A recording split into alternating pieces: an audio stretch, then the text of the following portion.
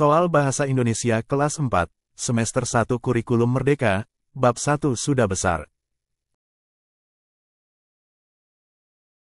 Simaklah cerita berikut ini. Tak muat lagi. Lala baru saja pulang sekolah. Cuaca panas membuatnya buru-buru masuk rumah. Segelas air dingin, itulah yang diinginkannya. Kakak pasti haus. Ini, minum dulu. Kiki menyodorkan segelas air. Adiknya itu memang baik. Wah, terima Kak. Lala menghentikan ucapannya begitu melihat baju yang dipakai Kiki.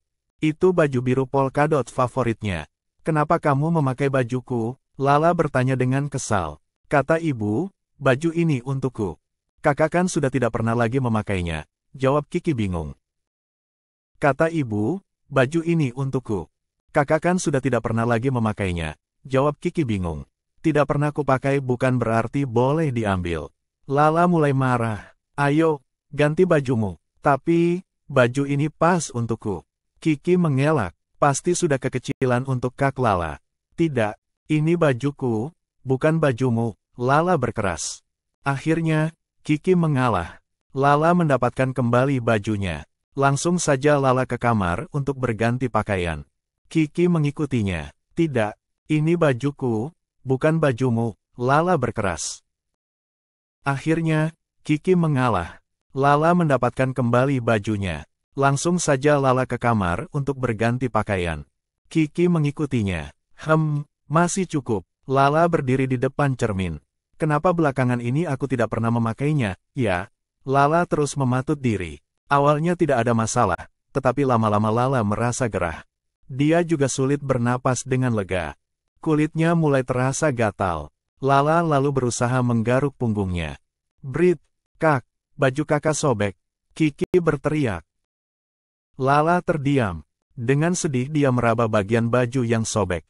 Nanti minta tolong ibu untuk menjahitnya. Kak, usul Kiki. Bisa sih, tapi, sahut Lala pelan. Dalam hati dia mengakui, memakai baju sempit sungguh tidak nyaman. Namun, ini adalah baju kesukaannya. Paman menghadiahkan baju itu sewaktu Lala berulang tahun yang ke-8. Astaga, sekarang Lala sudah berusia 10 tahun. Pantas saja akhir-akhir ini dia tidak pernah lagi memakai baju itu. Sudah kekecilan, mungkin baju itu akan bertambah sobek kalau dia terus memakainya. Lala melihat bayangan dirinya dan Kiki di cermin. Ternyata, Lala memang sudah besar. Dia sudah tak cocok lagi memakai baju itu. 2 tahun lalu tubuhnya masih seukuran Kiki. Ya, nanti kita minta tolong ibu menjahit baju ini, katanya. Kemudian Lala menambahkan, nanti baju ini buat kamu saja. Yang benar, Kak, Hori, teriak Kiki senang. Lala mengangguk pelan. Iya, untukmu saja. Terima kasih. Kiki langsung memeluk kakaknya. Soal nomor 1. Apa yang Lala inginkan ketika pulang sekolah? Apakah A. Makan siang, B. Minum air dingin, C. Tidur siang, atau D. Bermain di luar rumah?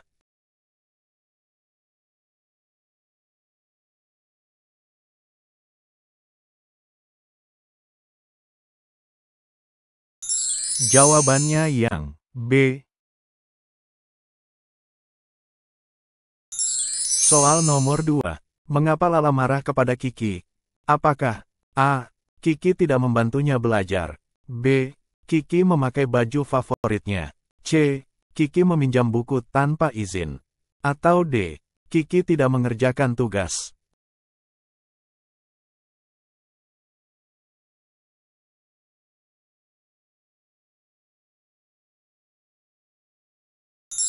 Jawabannya yang B. Soal nomor 3. Apa alasan Kiki memakai baju Lala? Apakah A. Kiki tidak memiliki baju lain, B. Ibu memintanya memakai baju itu, C. Kiki menyukai baju itu, atau D. Kiki tidak tahu itu baju Lala?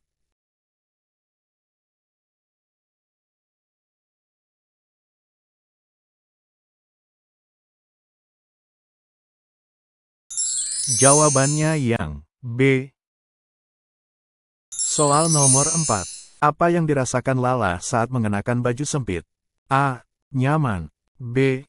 Bahagia, C. gerah dan sulit bernapas. D. Tidak peduli.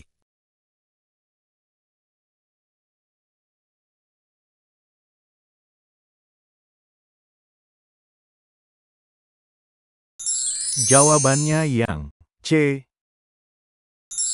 Soal nomor 5. Apa yang dilakukan Lala setelah menyadari baju itu sudah kekecilan? Apakah A. Membuangnya, B. Memberikannya kepada Kiki, C. Menjahitnya, atau D. Menyimpan di lemari?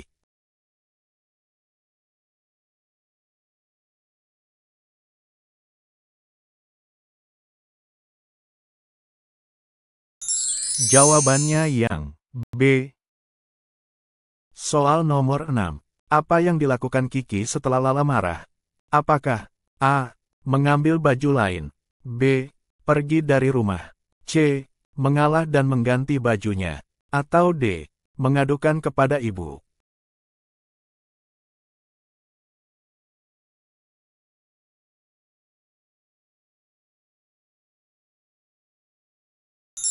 Jawabannya yang C.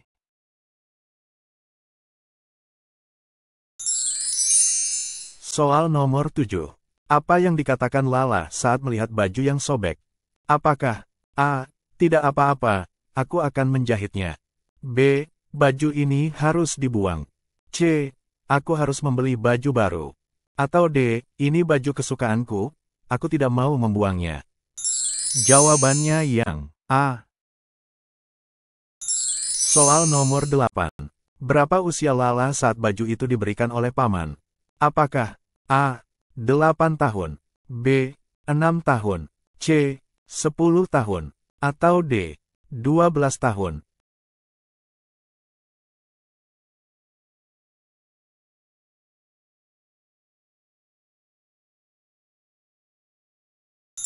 Jawabannya yang A. Soal nomor 9. Apa yang dilakukan Lala setelah baju sobek? Apakah A. Menjahitnya sendiri, B. Menyimpan baju tersebut, C. Memberikannya kepada Kiki, atau D. Membuangnya?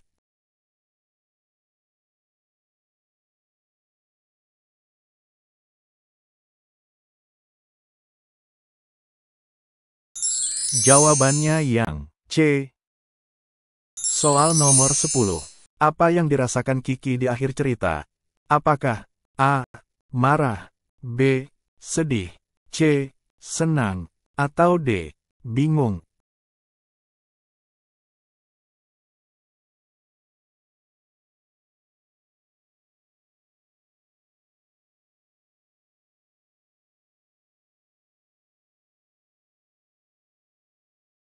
Jawabannya yang C. Soal nomor 11. Apa yang dipelajari dari cerita Tak Muat Lagi? Apakah A. Cara membuat baju, B. Hubungan kakak adik, C. Cara berenang, atau D. Cara menggambar?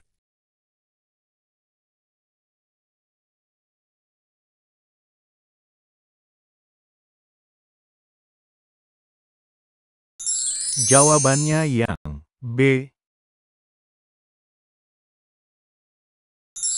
Soal nomor 12. Kalimat berikut ini yang merupakan kalimat transitif adalah: apakah A. Lani menangis, B. Yopi bernyanyi, C. Yopi menyanyikan lagu, atau D. Lani tidur?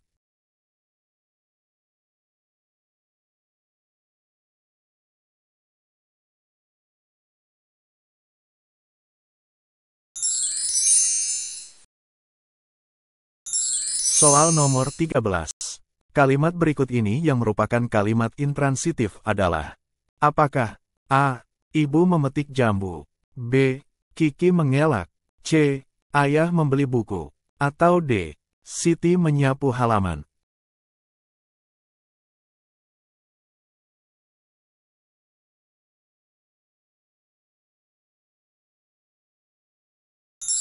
Jawabannya yang B. Soal nomor 14. Kalimat mana yang mengandung objek? Apakah A. Kiki menyodorkan segelas air, B. Lala marah, C. Kiki menangis, Atau D. Kiki berlari.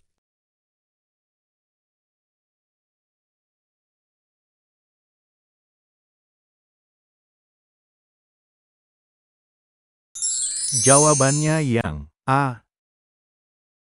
Soal nomor 15. Apa yang Lala lakukan setelah memberikan baju kepada Kiki? Apakah A. Mencari baju baru, B. Pergi keluar rumah, C. Memeluk Kiki, atau D. Mengatakan terima kasih?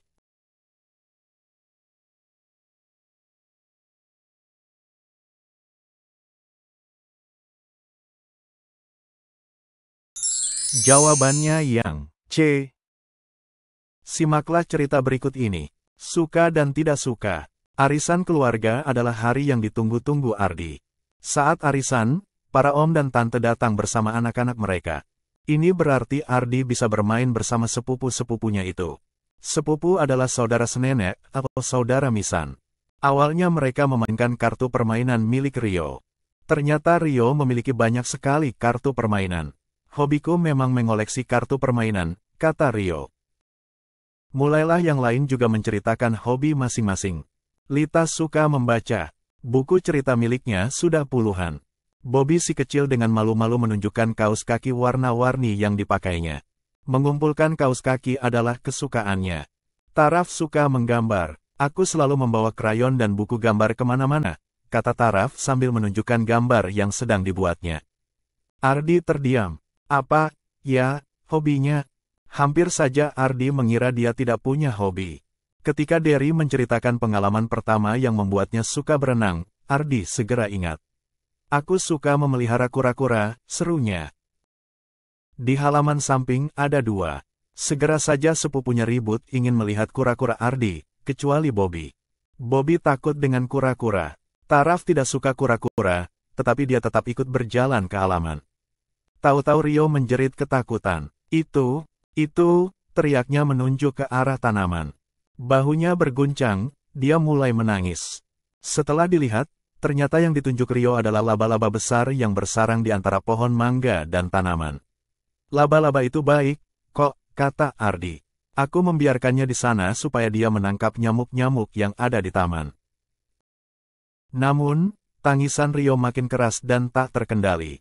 Om Danu, ayah Rio, terpaksa menggendong Rio masuk ke rumah. Di dalam rumah Rio mulai tenang walaupun sesekali masih terdengar isaknya. Om Danu kemudian bercerita, Rio memang sangat takut dengan laba-laba. Ah, masa Rio sebesar itu takut dengan laba-laba sekecil itu, kata Ardi. Kamu sebesar itu juga takut dengan kecoa kecil, Mama meledek Ardi. Ardi tertawa, wah, iya juga, ya. Tapi, aku kan tidak sampai menangis. Aku tidak menangis kalau ada kura-kura atau laba-laba, ujar Bobby. Aku hanya takut. Tidak apa-apa, kata Om Danu sambil membelai kepala Bobby. Itu biasa kok. Orang dewasa juga biasa takut dengan sesuatu. Tapi, ada orang yang sangat takut dengan sesuatu sampai panik dan tidak bisa mengendalikan diri. Ketakutannya berlebihan. Itu disebut fobia. Nah, Rio fobia terhadap laba-laba. Apa fobia bisa dicegah, Om? Tanya Derry. Setahu Om, tidak bisa Derry. Ada penyebab yang terkadang tidak bisa dijelaskan dan hanya bisa dirasakan oleh penderita fobianya. Namun, bercerita dengan teman atau keluarga bisa membantu. Sebaiknya, berkonsultasi dengan tenaga ahli seperti dokter atau psikolog untuk mendapatkan terapi. Ardi mengerti sekarang. Maaf, Rio, katanya. Bagaimana caranya supaya Rio tetap bisa melihat kura-kura? Ya. Kolam tempat kura-kura memang di dekat sarang laba-laba itu. Oh, Ardi tahu. Dia bisa membawa masuk kura-kuranya. Soal nomor 16. Apa yang dipelajari Ardi dari cerita, suka dan tidak suka? Apakah A. Bagaimana cara memelihara kura-kura? B. Hobi-hobi sepupu-sepupunya? C. Bagaimana cara bermain kartu? Atau D. Bagaimana cara menggambar?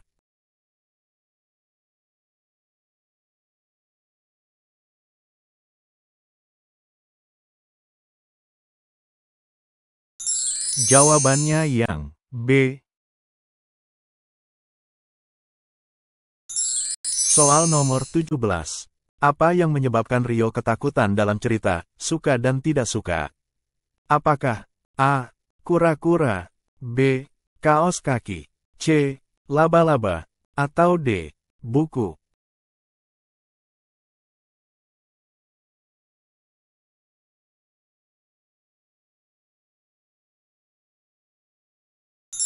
Jawabannya yang C. Soal nomor 18. Apa yang dimaksud dengan fobia menurut teks fobia? Apakah A. Ketakutan ringan, B. Ketakutan yang sangat berlebihan, C. Ketidakpedulian, atau D. Rasa malu?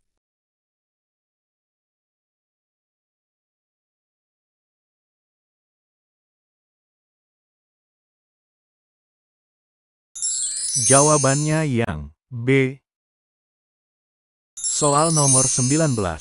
Apa yang harus dilakukan jika teman mengalami serangan fobia? Apakah A. Menertawakan, B. Mengabaikan, C. Membantunya tenang, atau D. Mengancam?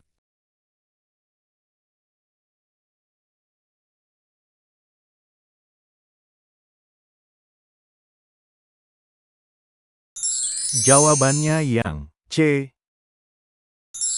Soal nomor 20. Apa makna denotatif dari kata fobia? Apakah A. Ketakutan ringan, B.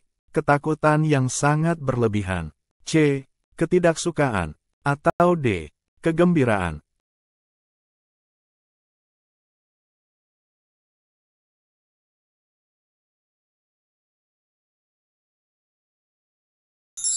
Jawabannya yang B. Soal nomor 21. Kalimat mana yang merupakan kalimat transitif dari cerita, tak muat lagi? Apakah A. Lala menangis, B. Lala menggaruk punggungnya, C. Kiki memeluk kakaknya, atau D. Kiki pergi ke sekolah?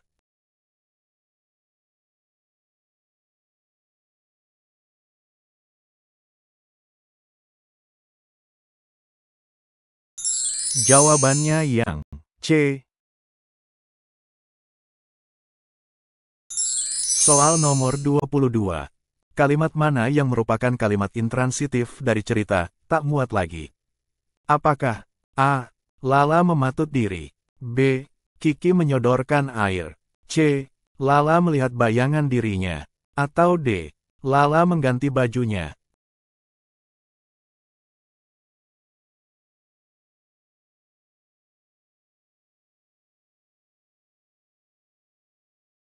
Jawabannya yang A. Soal nomor 23. Apa yang perlu dilakukan saat menulis kalimat transitif dan intransitif di buku tulis? Apakah A. Menggunakan tanda baca yang tepat, B. Menggunakan huruf kapital di setiap kata, C.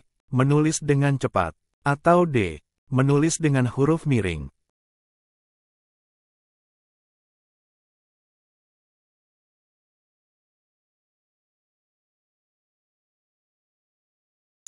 Jawabannya yang A. Soal nomor 24. Apa yang harus diperhatikan saat menulis surat dengan tulisan tegak bersambung? Apakah A. Menggunakan warna-warni, B. Memperhatikan ukuran dan jarak huruf, C. Menulis dengan huruf cetak, atau D. Menulis hanya dengan pensil?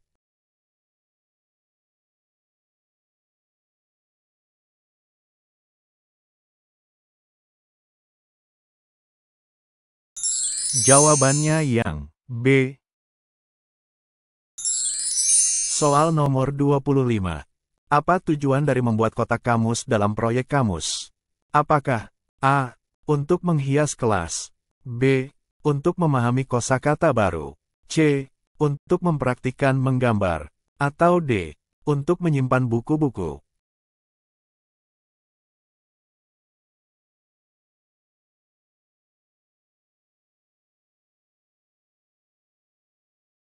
Jawabannya yang B. Soal Bahasa Indonesia kelas 4, semester 1 Kurikulum Merdeka, bab 2 di bawah atap. Simaklah cerita berikut ini. Kepala sukulen. Tigor suka menyiram tanaman karena Tigor suka bermain air. Dengan semprotan di tangannya, Tigor dapat membuat hujan. Jika Tigor memutar kepala semprotan ke kanan, Tigor bisa menyemprotkan air lebih jauh. Jika Tigor memutar kepala semprotan ke kiri, air keluar seperti hujan gerimis. Kadang-kadang Tigor dapat melihat pelangi. Sayangnya, Molen tidak suka. Kucing yang suka membuntuti Tigor itu takut air. Begitu Tigor menyalakan keran, Molen segera kabur dan masuk rumah. Baiklah, Tigor bekerja sendiri saja. Rasanya Tigor ingin menyiram tanaman seharian, apalagi saat cuaca panas seperti ini. Tentu saja Inang tidak membolehkannya karena halaman akan menjadi becek. Kata Inang, menyiram tanaman secara berlebihan itu membuang-buang air. Itu tidak baik. Syur, Tigor beraksi. Dari tanaman berbunga ungu di pojok kiri sampai pohon mangga besar di kanan, semua disiram Tigor. Tigor melakukannya secara sistematis agar tidak ada yang terlewat. Tigor hampir sampai di tanaman kecil-kecil punya Kaktiur. Tiba-tiba, jangan, kemarin sudah. Tanaman ini bisa mati kalau sering disiram, kata Kaktiur. Kenapa? Tigor heran sekali. Ini sukulen. Lihat, daunnya tebal sekali. Ini untuk menyimpan air. Kalau sering disiram, sukulen bisa membusuk, Kaktiur menjelaskan. Sukulen, aku baru tahu tanaman juga punya suku, sahut Tigor heran. Tigor tahu keluarga mereka bersuku Batak. Tigor dan Kaktiur bermarga Siregar, mengikuti marga bapak. Kita bersuku Batak dan bermarga Siregar. Tanaman ini bersuku Len dan bermarga apa? Tanya Tigor. Kaktiur tertawa. Bukan begitu. Namanya memang sukulen. Bukan karena punya suku. Tigor ikut tertawa. Seru juga seandainya tanaman juga punya suku. Ada suku Mawar, suku Mangga, suku Anggrek, dan suku Singkong. Kenapa Molen mengendus-endus? Tigor terpikir, hei, namamu juga ada. Len, Molen. Bagaimana kalau kamu menjadi kepala suku? Kepala suku Len. Meong, jawab Molen. Soal nomor 1. Apa yang membuat Tigor suka menyiram tanaman? A. Karena dia ingin tanaman tumbuh lebih cepat. B. Karena dia suka bermain air. C. Karena dia ingin membuat pelangi. D. Karena Molen tidak suka air.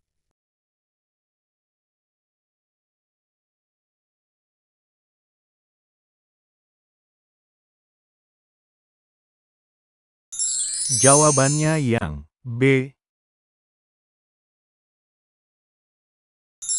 Soal nomor 2. Apa yang terjadi ketika Tigor memutar kepala semprotan ke kanan? A. Air keluar lebih dekat. B. Air keluar seperti hujan gerimis. C.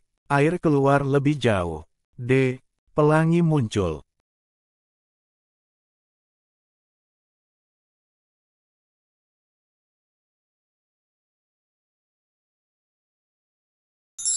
Jawabannya yang C. Soal nomor 3. Mengapa Molen kabur ketika Tigor menyalakan keran? A. Karena dia takut hujan. B. Karena dia tidak suka air. C. Karena dia tidak suka Tigor. D. Karena dia ingin bermain air.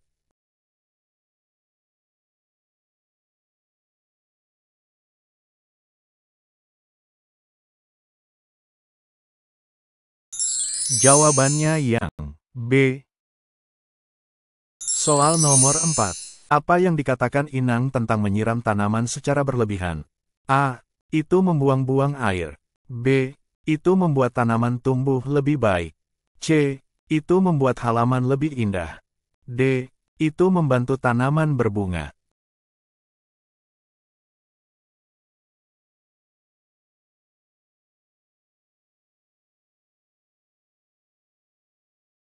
Jawabannya yang A. Soal nomor 5. Apa yang terjadi jika Tigor menyiram sukulen terlalu sering? A. Sukulen akan tumbuh lebih cepat. B. Sukulen bisa membusuk. C. Sukulen akan menghasilkan bunga lebih banyak. D. Sukulen akan menjadi lebih hijau.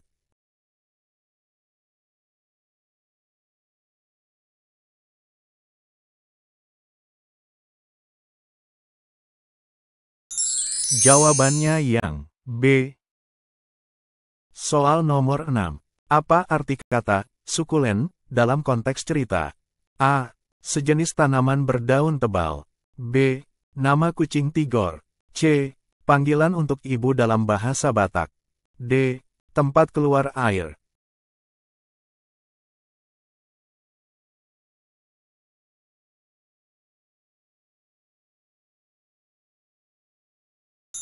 Jawabannya yang A. Soal nomor 7. Apa yang menyebabkan Tigor bingung saat mendengar kata sukulen? A. Dia pikir sukulen adalah nama suku. B. Dia tidak tahu tanaman tersebut. C. Dia tidak mengerti cara merawat sukulen. D. Dia merasa tanaman itu terlalu kecil.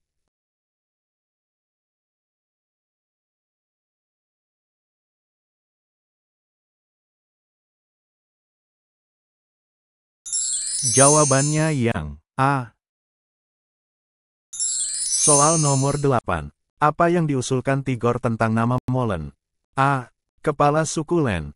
B. Kepala suku Batak. C. Kepala suku Molen. D.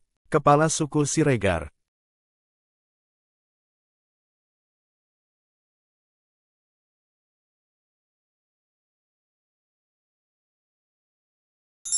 Jawabannya yang A. Soal nomor 9. Apa arti kata kabur pada kalimat begitu Tigor menyalakan keran, molen segera kabur? A. Berlari cepat-cepat. B. Tidak dapat melihat dengan jelas. C. Menghilang secara misterius. D. Tidak terang.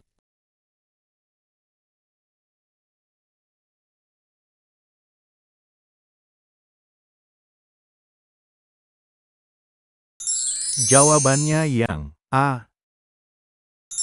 Soal nomor 10. Apa yang dilakukan Tigor untuk memastikan tidak ada tanaman yang terlewat saat disiram? A. Menyiram secara acak. B. Menyiram secara sistematis. C. Menyiram hanya tanaman besar. D. Menyiram hanya tanaman kecil.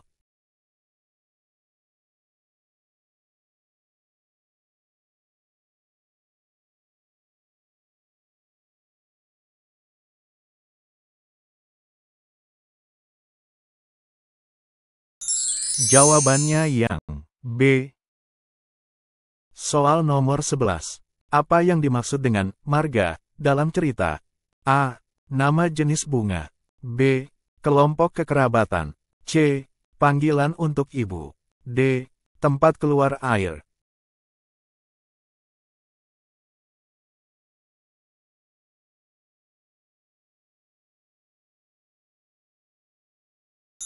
Jawabannya yang B. Soal nomor 12.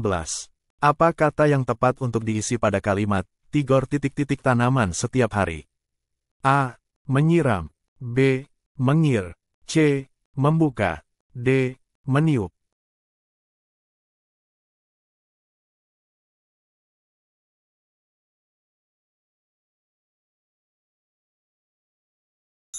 Jawabannya yang A.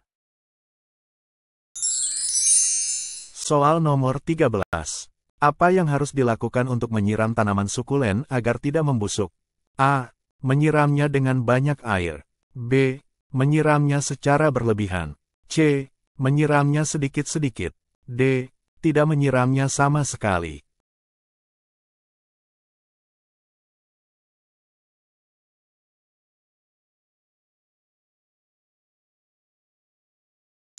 Jawabannya yang C. Soal nomor 14. Apa yang dimaksud dengan kalimat majemuk dalam kebahasaan? A. Kalimat yang memiliki satu subjek. B. Kalimat yang mengandung dua kalimat atau lebih yang digabungkan. C. Kalimat yang hanya terdiri dari satu predikat. D. Kalimat yang tidak menggunakan konjungsi.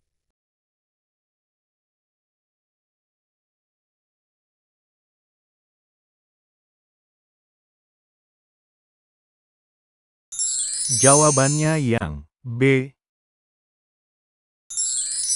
Soal nomor 15. Kalimat mana yang merupakan kalimat majemuk setara? A. Tigor menyiram tanaman, tetapi halaman tetap kering. B. Molen kabur karena takut air, dan Kaktiur melarang Tigor menyiram sukulen. C. Tigor dan Kaktiur berbicara tentang tanaman, dan Molen juga mendengarkan. D. Tigor menyiram tanaman, sehingga halaman menjadi becek.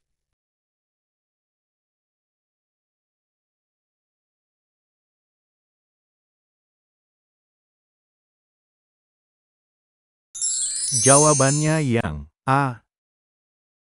Soal nomor 16. Kalimat mana yang merupakan kalimat majemuk setara? A. Tigor menyiram tanaman, dan Molen pergi. B. Tigor ingin menyiram tanaman karena cuaca panas. C. Tigor menyiram tanaman agar tidak becek. D. Molen pergi karena dia takut air.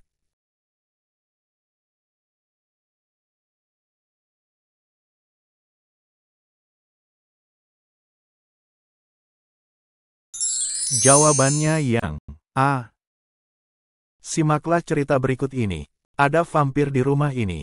Klik, kipas angin pun menyala. Sejuknya, gumam Sunny. Setelah berdiri sebentar di depan kipas angin, Sunny kembali memilih-milih buku di rak. Klik, kipas angin berhenti berputar. Kak Lita mematikannya. Kipas angin ada di sini. Kamu di sana, percuma kamu menyalakan kipas angin. Membuang energi saja, kata Kak Lita. Aku kan mau membaca di sofa, ucap Sunny. Sunny menyalakan lagi kipas angin, lalu duduk di sofa. Baru sebentar Sunny membaca, Kak Lita kembali mematikan kipas angin. Kak, jangan dimatikan, pinta Sunny. Gerah. Kak Lita tak menjawab. Dia malah membuka jendela lebar-lebar. Sejuk, kan? Tidak perlu kipas angin dan hemat listrik, kata Kak Lita sambil duduk di samping Sunny. Tiba-tiba dia melompat, lalu melepaskan kabel kipas angin yang tertancap di stop kontak. Aduh, jika tentang listrik, Kak Lita cerewet sekali. Sunny sering diomeli jika lupa melepaskan kabel atau mematikan saklar. Kak Lita juga menempel tulisan di tiap stop kontak di rumah ini. Matikan lampu, lepaskan kabel, tarik STEKERNYA, bukan kabelnya. Kak, kok sukanya repot seperti itu? Tanya Sunny. Kak Lita membelalak, repot bagaimana? Melepaskan kabel kok dibilang repot. Yang penting elektroniknya sudah dimatikan. Kenapa harus dicabut kabelnya? Kalau kabelnya tidak dicabut, daya listriknya masih jalan terus. Kak Lita lalu berbisik, kalau sudah begitu, kita seperti memberi makan vampir. Vampir? Kak, jangan main-main, aku takut. Sunny menoleh ke sekelilingnya dengan cemas. Masa di rumah ini ada kelelawar pengisap darah? Bukan vampir yang itu. Vampir yang ini mengisap listrik. Kak Lita tertawa, lalu menunjukkan gambar yang ada di koran. Lihat ini, katanya. Wah, seru Sunny terkejut. Jadi, walau televisi sudah dimatikan, kalau kabelnya tetap tercolok ke stop kontak, listrik tetap mengalir. Nah, pintar adikku, Kak Lita tertawa sambil menjawil dagu Sunny. Sebaiknya, berkonsultasi dengan tenaga ahli seperti dokter atau psikolog untuk mendapatkan terapi. Ardi mengerti sekarang. Maaf, Rio, katanya. Bagaimana caranya supaya Rio tetap bisa melihat kura-kura? Ya. Kolam tempat kura-kura memang di dekat sarang laba-laba itu. Oh, Ardi tahu. Dia bisa membawa masuk kura-kuranya. Soal nomor 17. Apa yang dilakukan Kak Lita agar Sunny tidak memerlukan kipas angin? A. Membuka jendela lebar-lebar. B. Mematikan listrik. C. Menyalakan AC. D. Mengganti kipas angin dengan ventilator.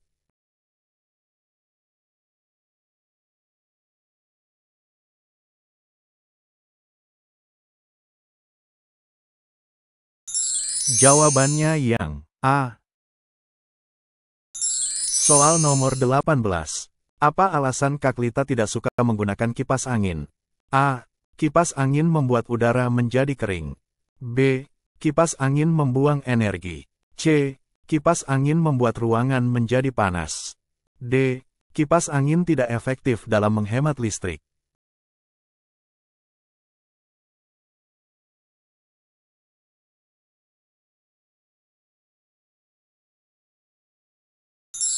Jawabannya yang B. Soal nomor 19. Apa yang dimaksud Kak Lita dengan vampir dalam konteks cerita? A. Kelelawar yang mengisap darah. B. Elektronik yang terus mengisap listrik. C. Kucing yang suka listrik. D. Alat penghemat energi.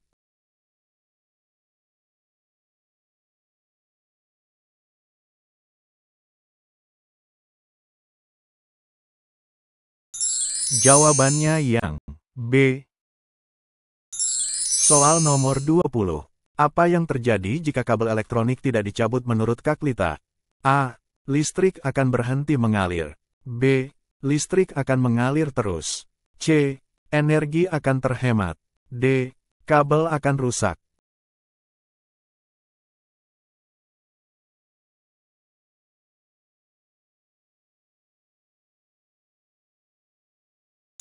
Jawabannya yang B. Soal nomor 21. Apa arti kata stop kontak? Dalam konteks cerita, ada vampir di rumah ini. A. Tempat keluar air. B. Alat untuk menghubungkan kabel dengan sumber listrik. C. Nama jenis bunga. D. Panggilan untuk ibu.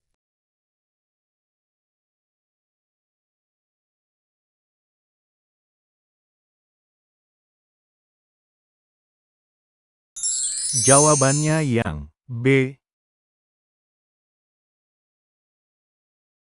Soal nomor 22. Apa yang dilakukan Kak Lita untuk memastikan tidak membuang energi listrik? A. Menyimpan kabel di tempat khusus. B. Mematikan semua peralatan listrik. C. Mencabut steker dari stop kontak. D. Mengganti alat listrik dengan alat manual.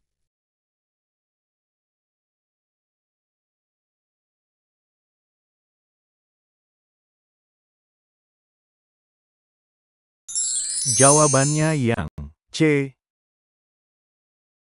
Soal nomor 23.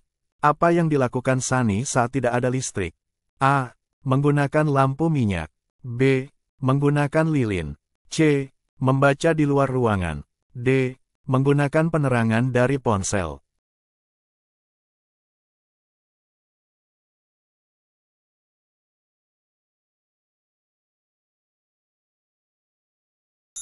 Jawabannya yang D. Soal nomor 24. Kalimat mana yang menggunakan awalan mi dengan benar? A. Membuka. B. Menulis. C. Mengdi. D. Memernah.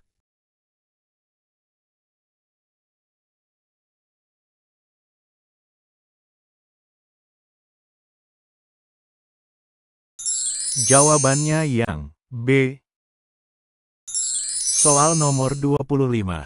Kalimat mana yang benar sesuai dengan kaidah kebahasaan awalan mi? A. Menyapu. B.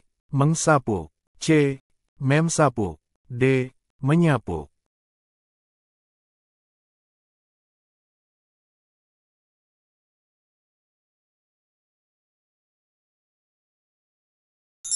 Jawabannya yang A.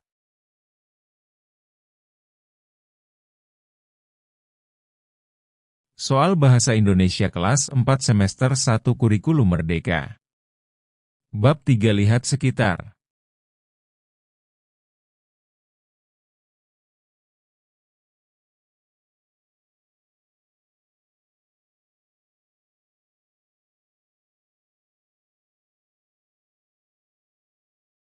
Simaklah cerita berikut ini.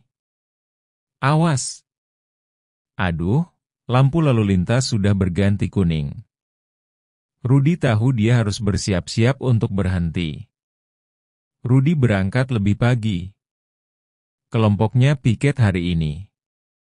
Mereka sudah berbagi tugas. Tugas Rudi menyapu kelas.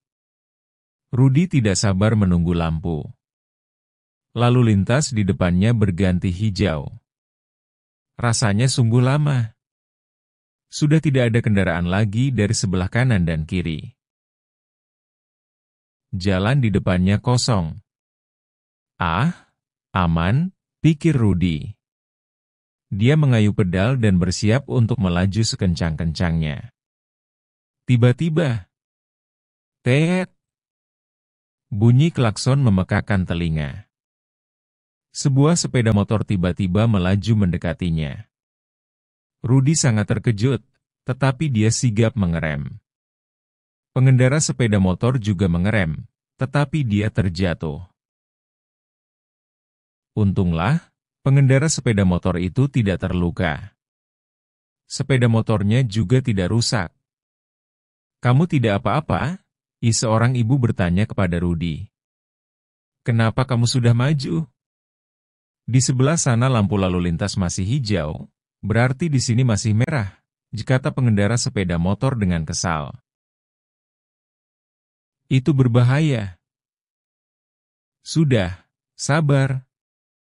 Yang penting tidak ada yang terluka," kata ibu itu menengahi. "Kalian tidak pakai helm, itu juga berbahaya." Rudy hanya bisa berkata, Maaf bang." Dia masih terkejut dan sekarang mulai merasa takut.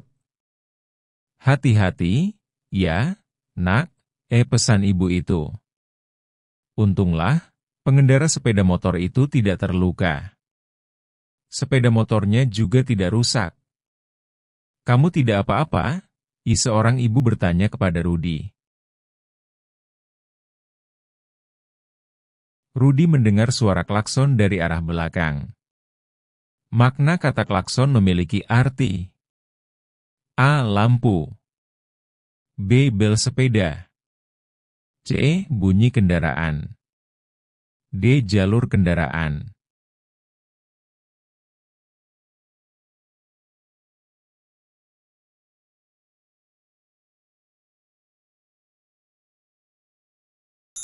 Jawabannya yang C.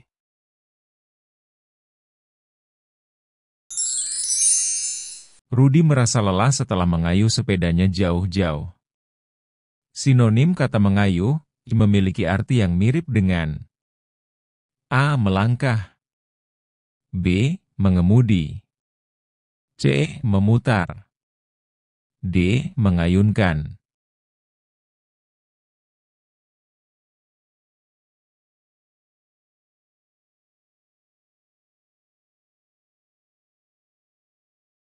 Jawabannya yang D.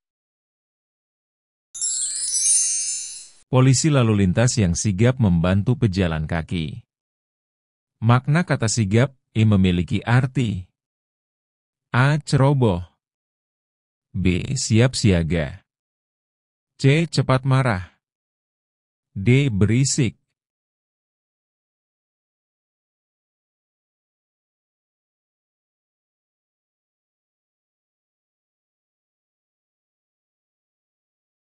Jawabannya yang B.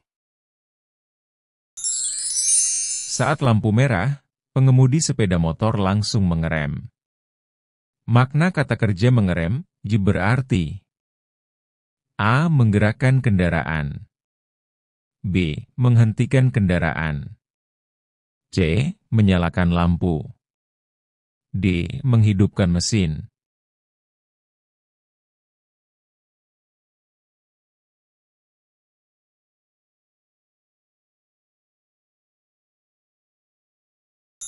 Jawabannya yang B. Pengendara motor selalu menggunakan helm. Makna kata helm merujuk pada A. Sepatu. B. Topi pelindung kepala. C. Jaket pelindung. D. Sarung tangan.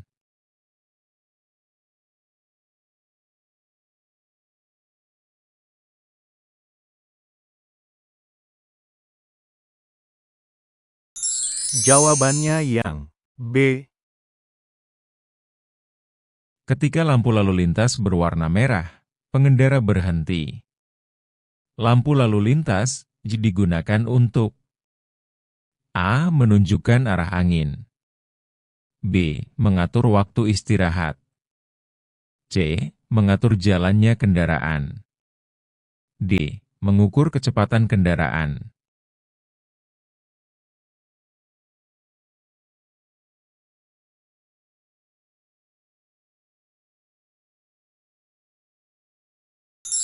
Jawabannya yang C.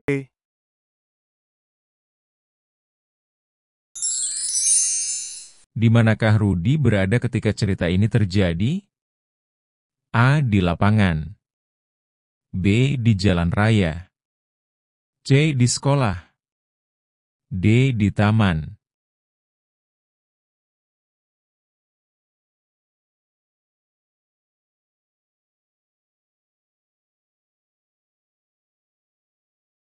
Jawabannya yang B. Mengapa pengendara motor marah pada Rudi?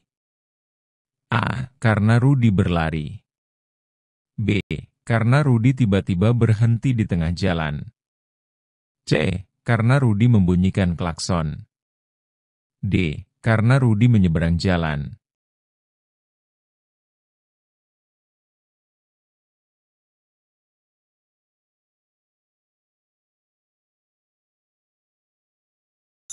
Jawabannya yang B. Apa alasan Rudi memutuskan untuk maju saat lampu belum hijau? A. Dia tidak sabar menunggu. B. Dia mengikuti pengendara lain. C. Dia mendengar suara klakson. D. Dia ingin cepat sampai ke sekolah.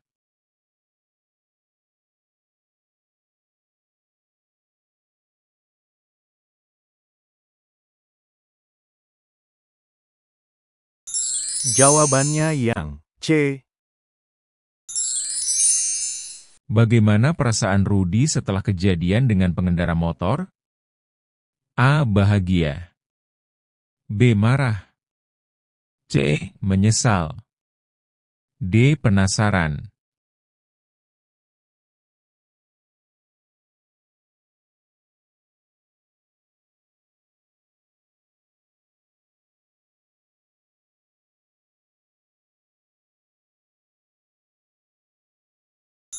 Jawabannya yang C. Apa yang seharusnya dilakukan Rudi ketika menghadapi situasi tersebut? A. Mengabaikan lampu lalu lintas. B. Menunggu lampu berubah menjadi hijau. C. Berlari menyeberang. D. Mengikuti pengendara lain.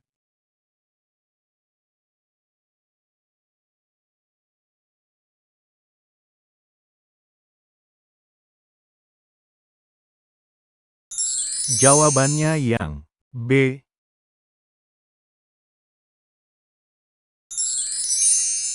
Pernahkah kamu mengalami situasi serupa dengan Rudi?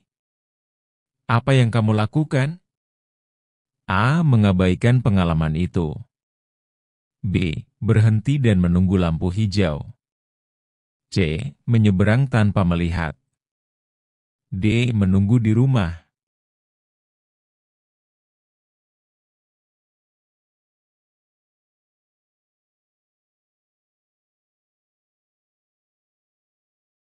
Jawabannya yang B. Paragraf argumentasi adalah paragraf yang A. Menceritakan suatu kejadian. B. Menjelaskan alasan atau pendapat. C. Mendeskripsikan suasana. D. Berisi instruksi langkah-langkah.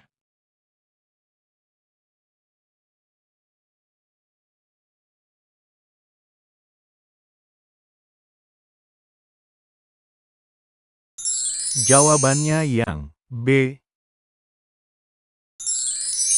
Ciri-ciri utama paragraf argumentasi adalah A. Menggambarkan tempat dan waktu. B. Menggunakan kalimat perintah. C. Menyampaikan pendapat disertai alasan. D. Menggunakan kata sifat secara berlebihan.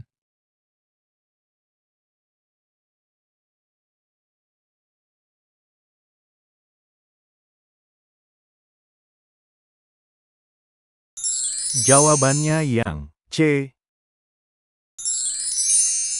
Apakah pendapat yang sebaiknya disampaikan oleh Rudi setelah kejadian itu? A. Semua orang harus buru-buru. B. Tidak perlu mengikuti aturan lalu lintas. C. Penting untuk berhati-hati di jalan. D. Lebih baik mengabaikan peraturan.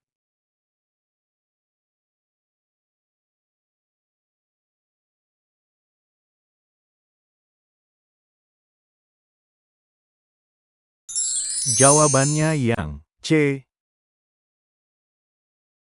Apa yang seharusnya dilakukan oleh pengendara motor dalam cerita? A. Mengabaikan Rudy. B. Memarahi Rudy. C. Memberi peringatan dengan baik. D. Membunyikan klakson terus-menerus.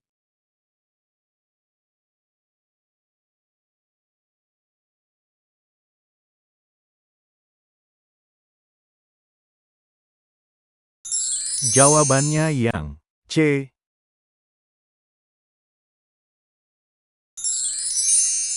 Kendaraan apa yang biasa digunakan untuk menyeberangi sungai atau laut? A. Sepeda motor. B. Kapal. C. Becak.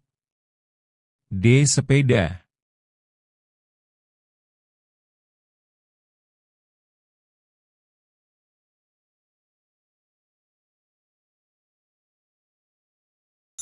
Jawabannya yang B.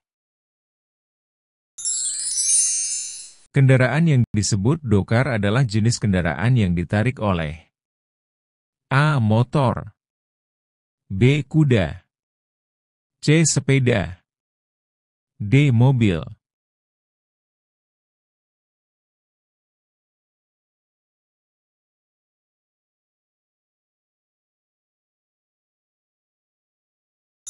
Jawabannya yang B. Mengapa ada banyak jenis kendaraan? A. Karena setiap kendaraan memiliki kecepatan yang sama. B. Untuk memenuhi kebutuhan yang berbeda. C. Karena tidak ada kendaraan yang aman. D. Supaya semua kendaraan bisa digunakan di jalan raya.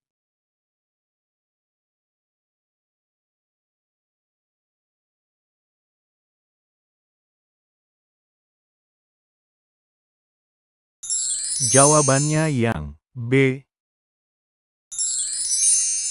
Manakah kata berawalan ber, yang sesuai dengan kegiatan naik sepeda? A. Berlari. B. Berenang. C. Bersepeda. D. Bernafas.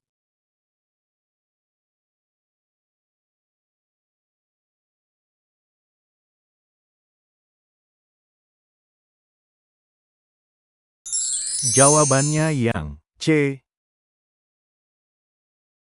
Kata berimbuhan ber, yang tepat untuk menyatakan kegiatan menyanyi adalah A. Bersenandung.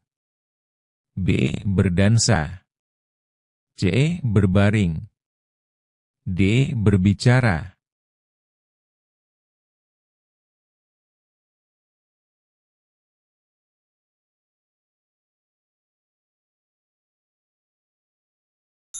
Jawabannya yang A.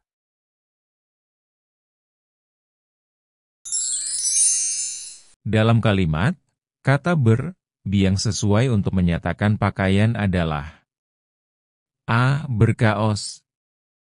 B. Bersepatu. C. Berotot. D. Berdiri.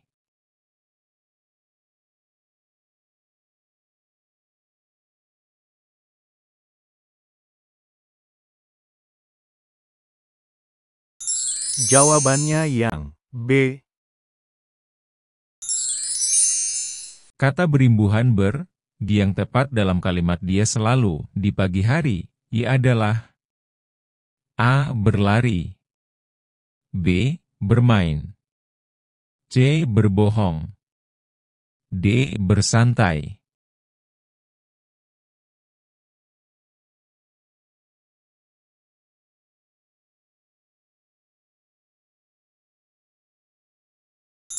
Jawabannya yang A. Pada kalimat ikuti jalan ini dan belok ke kanan, kata yang menunjukkan arah adalah A. Ikuti. B. Jalan. C. Belok. D. Kanan.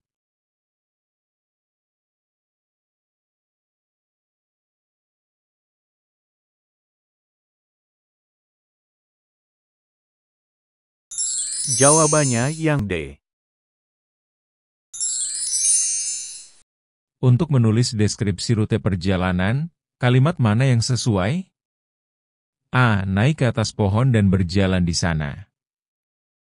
B. Belok kiri di ujung jalan, lalu lurus sampai melihat toko. C. Lari cepat tanpa melihat. D. Ambil semua barang dan pergi.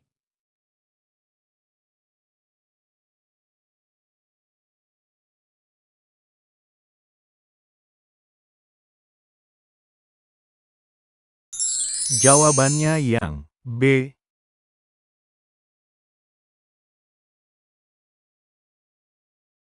Soal Bahasa Indonesia kelas 4 semester 1 Kurikulum Merdeka.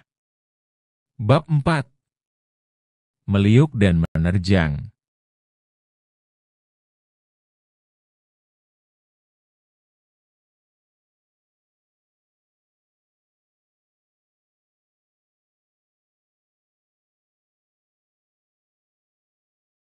Simaklah cerita berikut ini. Dikenal karena menari. Indonesia memiliki banyak sekali budaya, khususnya tarian. Tari-tarian itu menjadi ciri khas suatu daerah. Berikut ini dihimpun 5 desa yang terkenal dengan ciri khas tarian dan para penarinya. Desa pertama adalah Desa Olehsari di Banyuwangi, Jawa Timur, yang terkenal dengan tari sebelang. Tarian yang dilakukan setiap tahun ini diyakini untuk menghindarkan desa dari bahaya. Penarinya biasanya wanita dewasa yang wajahnya ditutupi daun kelapa. Penari memperagakan kegiatan membajak sawah sambil menggendong boneka mengikuti irama musik. Desa kedua adalah Desa Cempaka di Bali dengan tari baris. Tari ini dibawakan oleh laki-laki dewasa. Gerakannya menirukan pemuda gagah berani yang menerjang medan perang. Tari baris dibedakan menjadi 2 berdasarkan jumlah penarinya. Tarian yang dibawakan seorang penari disebut tari jojor, sementara tarian yang dilakukan berkelompok disebut tari dadap. Selanjutnya adalah Desa Barikin di Kalimantan Selatan dengan tari baksa kembang. Tarian ini dibawakan oleh penari perempuan yang jumlahnya ganjil, misalnya 1, 3, atau 5 penari. Gerakannya meliuk-liuk menggambarkan seorang putri yang sedang bermain di taman bunga. Tari baksa kembang sering dipentaskan di acara-acara besar. Desa keempat adalah Desa Situraja di Jawa Barat yang terkenal dengan tari umbul. Para penarinya adalah perempuan berkebaya, berselendang, dan memakai kacamata hitam. Gerakannya gemulai, menggoyangkan badan, dan sedikit menirukan gerakan pencak silat. Tari ini mengandung pesan bahwa perempuan juga bisa menjaga diri dengan ilmu bela diri. Desa terakhir adalah Desa Gigieng di Aceh dengan tari seudati. Fungsi. Tarian ini bukan hanya sebagai pertunjukan hiburan untuk rakyat, melainkan juga sebagai sarana dakwah untuk mengembangkan ajaran agama Islam. Tari seudati dibawakan oleh 8 pemuda. Gerakan yang dibawakan menggambarkan seorang syekh bersama para pembantunya. Desa Olehsari di Banyuwangi, Jawa Timur, terkenal dengan tari A. Baris, B. Sebelang, C. Baksa kembang, D. Seudati.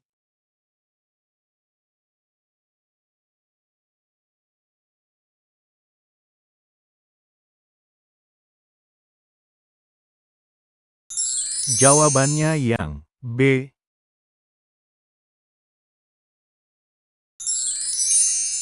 Fungsi utama dari tari sebelang adalah untuk A. Menghibur masyarakat, B. Mendidik anak muda, C. Menghindarkan desa dari bahaya, D. Mengembangkan budaya daerah.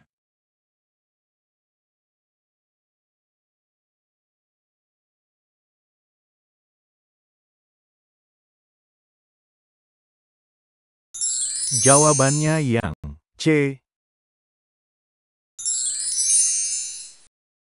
Penari tari baris biasanya adalah A. Perempuan, B. Anak-anak, C. Laki-laki dewasa, D. Remaja.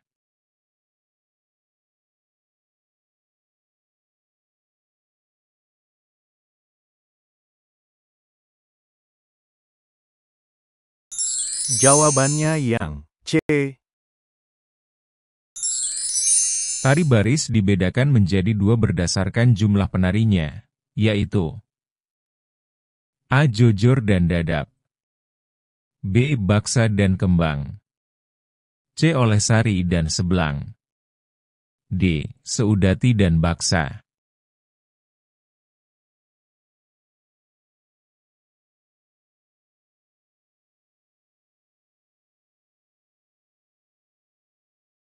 Jawabannya yang A. Jumlah penari dalam tari baksa kembang adalah A. Genap, B. Ganjil, C. Banyak, D. Sedikit.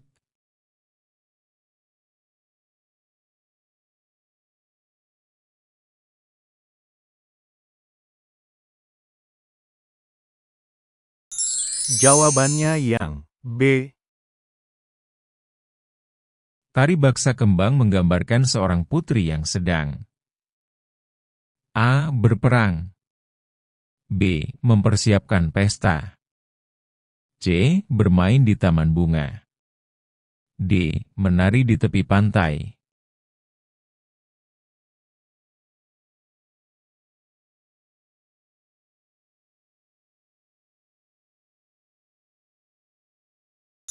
Jawabannya yang C.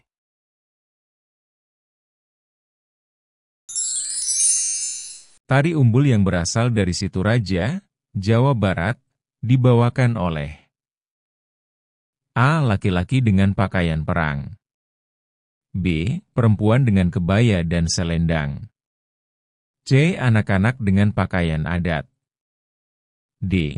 Pemuda dengan pakaian kasual.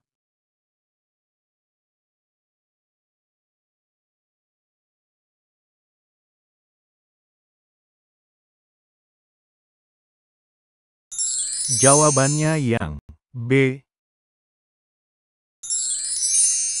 Salah satu gerakan tari umbul menirukan gerakan A. Memanah, B. Melompat, C. Pencak silat, D. Mendayung.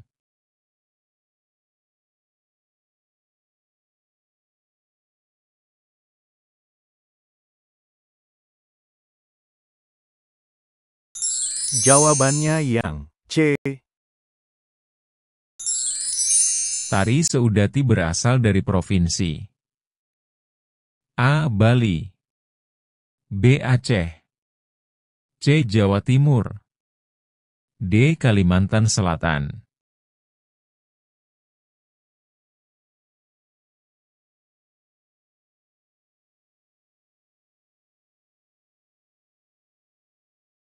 Jawabannya yang B.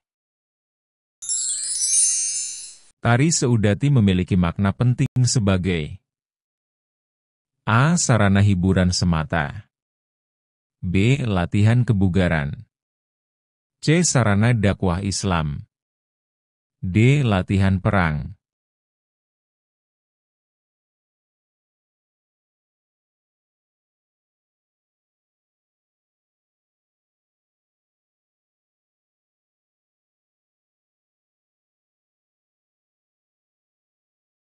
Jawabannya yang C. Tokoh utama dalam tari Seudati dikenal sebagai A. Jojor, B. Penari tunggal, C. Syekh, D. Pahlawan.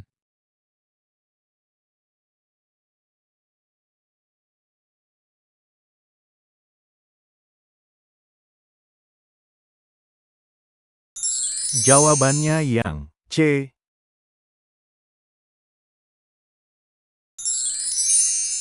Apa yang dimaksud dengan gerakan gemulai dalam tari umbul? A. Gerakan cepat. B. Gerakan kaku.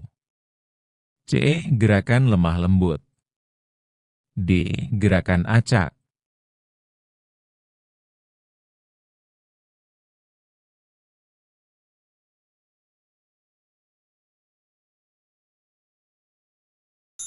Jawabannya yang C. Ide pokok dari paragraf pertama dalam teks dikenal karena menari adalah A. Gerakan tarian dari Indonesia. B. Nama desa-desa terkenal di Indonesia. C. Desa-desa terkenal dengan tarian khasnya. D. Keunikan tarian baksa kembang.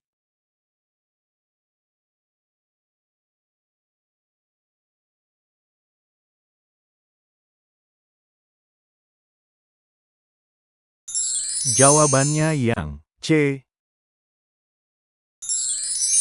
Dalam sebuah teks, informasi yang mendukung ide pokok disebut A. Ide utama. B. Ide tambahan. C. Ide pendukung. D. Ide pokok tambahan.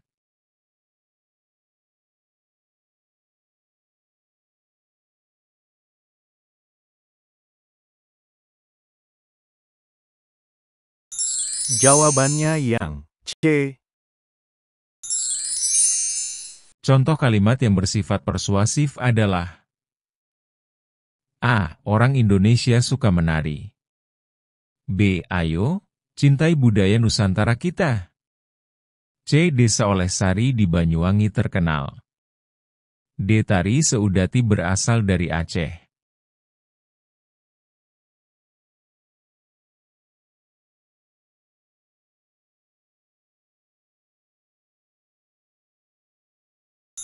Jawabannya yang B. Ciri-ciri kalimat persuasif antara lain. A. Menggunakan tanda seru. B. Memberi informasi rinci. C. Menceritakan pengalaman. D. Menjelaskan sesuatu.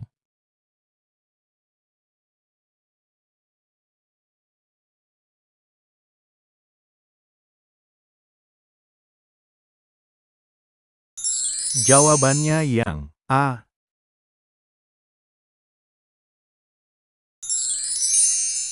Kata meliuk pada tarian berarti A. Berhenti.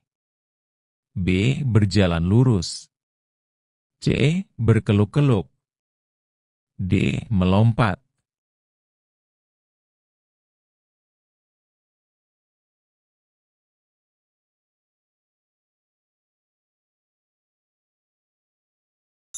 Jawabannya yang C. Kegiatan tanya jawab yang dilakukan untuk mendapatkan informasi disebut A. Wawancara. B. Diskusi. C. Pementasan. D. Debat.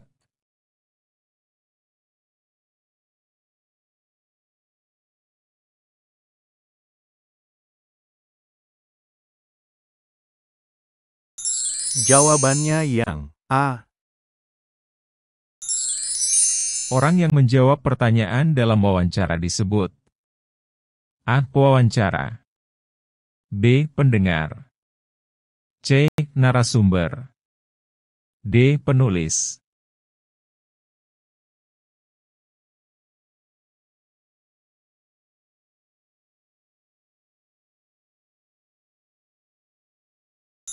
Jawabannya yang C. Simaklah cerita berikut ini. Kuat untuk melindungi. Kak Puspita adalah seorang pesilat tangguh. Dia telah banyak meraih gelar juara di pertandingan tingkat nasional maupun provinsi. Berikut ini hasil wawancara saya dengannya. Sewaktu Kak Puspita masih kecil, dia tidak tertarik ilmu bela diri. Suatu saat dia diganggu beberapa anak yang lebih besar.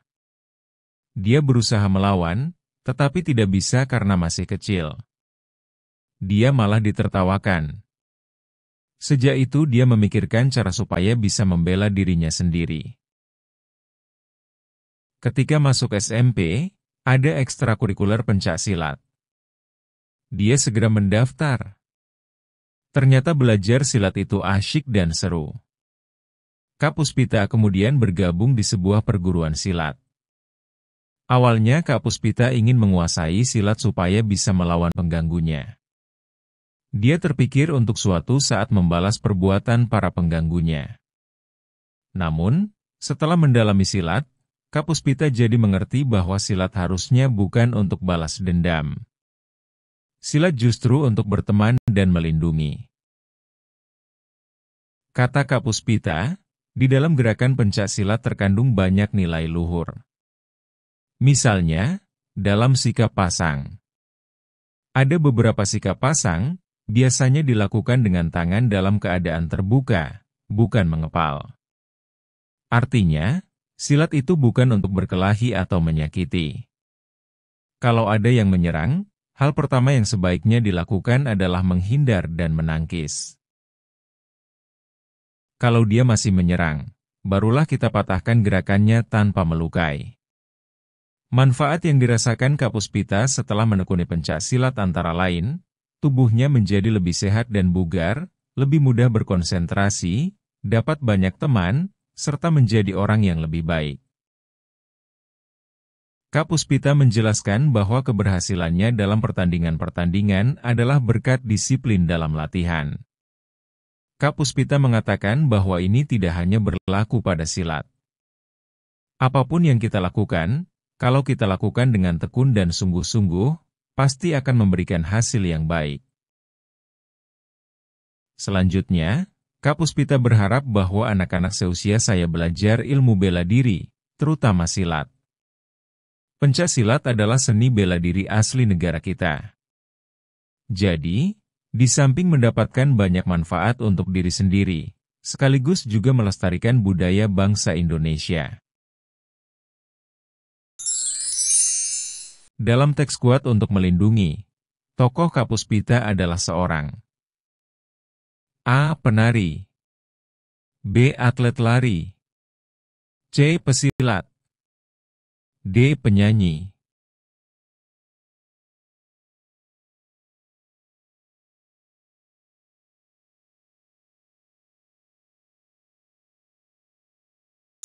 Jawabannya yang C. Tokoh yang melakukan wawancara dalam teks kuat untuk melindungi, adalah A. Kak Puspita, B. Nurul Hidayati, C. Orang tua Kak Puspita, D. Teman Kak Puspita. Jawabannya yang B.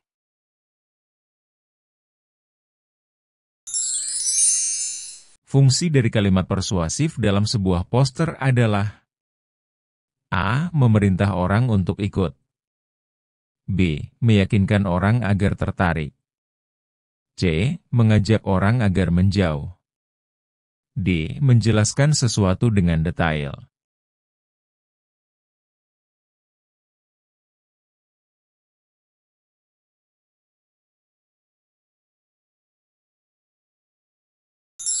Jawabannya yang B. Saat melakukan wawancara, sebaiknya sikap yang ditunjukkan adalah A. Sopan dan menghargai narasumber, B. Tergesa-gesa, C. Diam saja tanpa bertanya, D. Melakukan hal lain saat berbicara.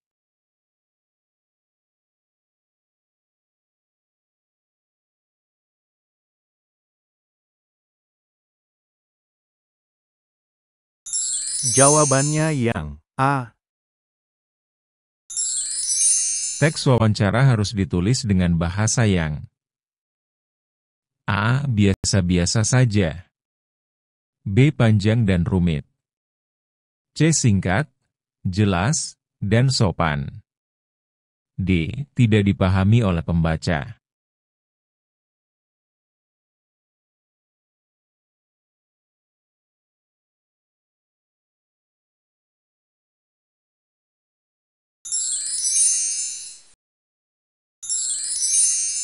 Di dalam wawancara, intonasi suara yang tepat harus A. Berteriak agar terdengar. B. Sangat pelan. C. Sesuai konteks dan sopan. D. Cepat agar selesai segera.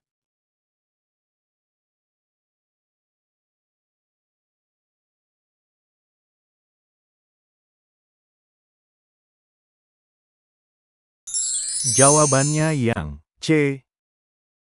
Terima kasih. Wassalamualaikum warahmatullahi wabarakatuh.